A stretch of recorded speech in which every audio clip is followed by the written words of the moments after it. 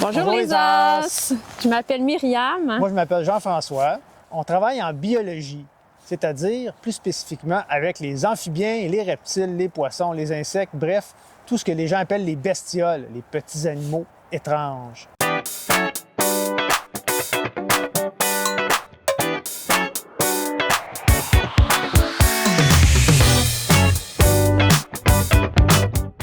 Salut les As! Cette semaine, pour les As de l'entrevue, j'ai rencontré Myriam Tanguay et Jean-François Desroches. Ils sont biologistes. Un biologiste, c'est un scientifique qui étudie les organismes vivants.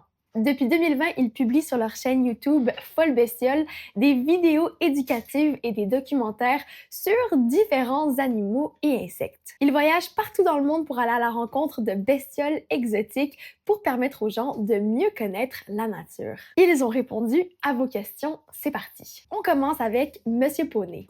À quel âge avez-vous développé un intérêt pour les bestioles et pourquoi? Merci, Monsieur Poney, pour ton excellente question. C'est une question difficile parce que je ne me rappelle pas à quel âge j'ai commencé à m'intéresser aux bestioles. On dirait que je suis né et j'aimais déjà ça. Dès mon plus jeune âge, déjà, je m'intéressais aux insectes qu'il y avait dans la cour chez mes parents. Ensuite, en grandissant, j'ai été explorer des lieux qui étaient juste un petit peu plus loin. Il y avait des boisés. Et puis, mes parents m'ont toujours encouragé dans cette passion. Probablement que ça l'a aidé beaucoup. Là, je gardais des couleuvres, des grenouilles, toutes sortes de choses. Et puis, à l'école, il y avait certains cours qui m'intéressaient plus que d'autres. Rapidement, je me suis rendu compte que c'était là-dedans que je voulais étudier. J'ai suivi une formation technique et ensuite, je suis allé à l'université pour étudier en biologie. Et je suis chanceux aujourd'hui, je fais ce que j'aime, je travaille avec les bestioles. Maintenant, la question de Biyaya 123. Salut Myriam et Jean-François. Personnellement, je ne supporte pas les insectes. Comment faites-vous pour les manipuler sans problème? Biyaya 123, je comprends parfaitement cette réflexion. C'est vrai que quand on ne connaît pas un animal ou quand on ne connaît pas quelque chose en général, on est plus porté à le craindre. C'est tout à fait normal. Nous, ce qu'on fait habituellement, c'est qu'on s'informe, on lit, on consulte différentes sources d'informations sur la bestiole qu'on veut manipuler ou étudier. Et puis, premièrement, on s'informe à savoir est-ce que c'est dangereux. Si c'est dangereux, dans certains cas, on ne peut carrément pas la manipuler. Sinon, il y a des précautions à prendre. Mais en général, les animaux qu'on manipule ne sont pas dangereux. Ta question est très pertinente, Biyaya 123, parce que moi aussi, avant, j'avais peur. J'avais peur des serpents. Et là, ce qu'on a fait, c'est qu'on a acheté un serpent. Donc, on a acheté un python dans une animalerie. Et c'est vraiment à force d'observer mon python, de le prendre, que j'ai commencé à avoir moins peur. Puis je dirais même de l'aimer parce que je l'aime beaucoup, notre python, maintenant. Puis pour ce qui est des insectes, j'étais quand même craintive au début, je te dirais.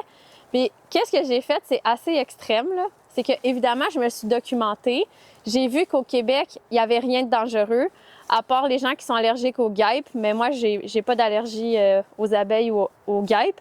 Donc, je me suis dit, là, je peux pas mourir, là. Il n'y a rien qui est dangereux. Fait que c'est dans ma tête que ça se passe. Et là, j'ai voulu vraiment surmonter ma peur. Donc, qu'est-ce que j'ai fait? C'est que j'ai demandé à Jean-François, est-ce qu'il y a un animal qui pourrait me piquer, pas trop fort, juste pour que je vois c'est quoi la sensation? Fait que là, on est allés ensemble, je sais, c'est un peu extrême, mais on est allés au bord d'un étang et on a trouvé une autonecte, qui est un insecte aquatique, qui a un petit rostre qui pique, pas trop fort, là, ça pique, mais tu sais, c'est comme un moustique, on pourrait dire. Donc là, je suis allée au bord de l'étang, j'ai mis la autonecte dans ma main. Au début, elle voulait même pas me piquer, là. On a dû insister. Finalement, la notonec m'a piqué. Puis là, j'ai dit « Ah, c'est juste ça! » Fait que finalement, toute ma peur était un peu démesurée par rapport à ce que ça fait vraiment. Ça n'a pas enflé, ça n'a pas saigné. C'est juste que ça surprend, mais c'est plus dans notre tête que dans la vraie vie, finalement. Maintenant, la question de Snefrou le Minou. Avez-vous déjà eu un incident avec une bestiole dangereuse? Si oui, pourquoi et où? Snefrou le minou, heureusement, il n'est pas arrivé d'incidents graves avec des animaux qu'on pourrait considérer dangereux. Toutefois, j'ai le goût de raconter cette anecdote. J'ai déjà pris des chenilles urticantes. Des chenilles urticantes, c'est des chenilles qui sont poilues et leurs poils contiennent un produit qui est irritant, donc qui peut nous causer une réaction allergique ou simplement nous piquer. Et en les manipulant dans mes mains, ça ne faisait rien. J'ai été un peu imprudent. Je l'ai mis dans ma bouche. Bon, une, c'était pas assez. Finalement, j'en ai mis 6. Très mauvaise idée. Sur le coup, ça n'a pas fait grand-chose. Mais dans les minutes qui ont suivi, ma bouche s'est mise à enfler, la langue s'est mise à enfler. J'étais complètement méconnaissable, en fait. J'avais une drôle de face. Puis je pourrais dire que ça aurait pu être dangereux. Fait que ne pas faire cela quand des animaux qui sont urticants ou qui peuvent causer des allergies ou qui piquent, faites pas des niaiseries comme j'ai fait. La prochaine question vient de J'adore les bonbons. J'ai une question. Avez-vous déjà découvert une espèce? Pour répondre à ta question, c'est assez complexe de décrire une nouvelle espèce. Personnellement, je ne l'ai jamais vécu, mais je sais que le processus est assez long et rigoureux et il y a une bonne partie qui doit se faire en laboratoire, surtout que maintenant, il y a beaucoup d'analyses génétiques pour prouver que c'est une nouvelle espèce. Donc, nous, de plus en plus, ce qu'on aime, c'est vraiment faire de l'éducation, faire de la vulgarisation, faire des vidéos et de la photo. Donc, quand on trouve des animaux sur le terrain, on n'a pas vraiment le goût de les apporter dans un laboratoire. On a plutôt le goût de les filmer dans leur milieu naturel. On termine avec Jamosilia. Y a-t-il une bestiole que vous n'avez jamais vue mais que vous rêvez de voir? Si oui, laquelle? Merci Jamosilia pour ta question. Effectivement, ça fait plusieurs années qu'on voyage, donc j'ai déjà pu cocher sur ma liste des animaux que je voulais vraiment voir. L'un d'eux, c'est l'anaconda, donc le plus gros serpent au monde. Moi, mes animaux préférés, ce sont les serpents. Et en novembre dernier, on a eu la chance, dans la forêt amazonienne, de voir un anaconda dans son milieu naturel. Ça compte pas dans les zoos, hein. Moi, quand je veux voir un animal, je veux le voir en milieu naturel, pas dans un zoo. Parmi les espèces que j'ai été le plus content d'observer, il y a l'amphium, qui est une salamandre vraiment bizarre. On dirait une anguille, une grande salamandre avec de minuscules pattes. C'est un amphibien qui vit dans l'eau. Et quand on est allé aux États-Unis, on a réussi à le capturer en posant des petits pièges dans l'eau. Et à tous les jours, je posais mes pièges en espérant en capturer. Puis ça a pris presque un mois avant que j'en capture un. Sinon, pour nos prochains voyages, parce que les animaux du Québec, on les connaît quand même assez bien, là. Au début, il y avait certains animaux que je voulais voir, mais là, on les a pas mal tous vus.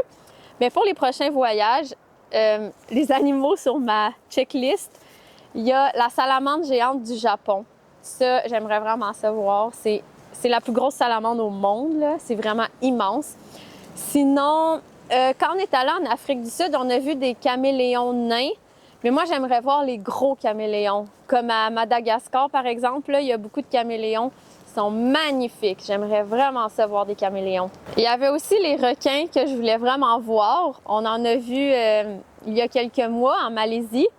Mais c'était des petits requins, donc des requins à pointe noire. J'aimerais peut-être ça plonger avec des plus gros requins.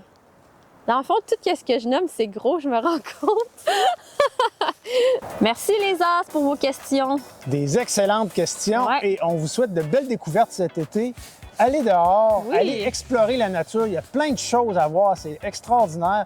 Ça n'a pas besoin d'être des choses compliquées. Tout Non. autour de nous, quand on regarde comme il faut, Ouais. on s'aperçoit que c'est plein de vie, Ouais. c'est plein de bestioles, c'est plein de choses à voir. Si vous avez des questions, n'hésitez pas à nous écrire sur nos différents réseaux sociaux, hein, TikTok, Instagram, YouTube, Facebook. À bientôt!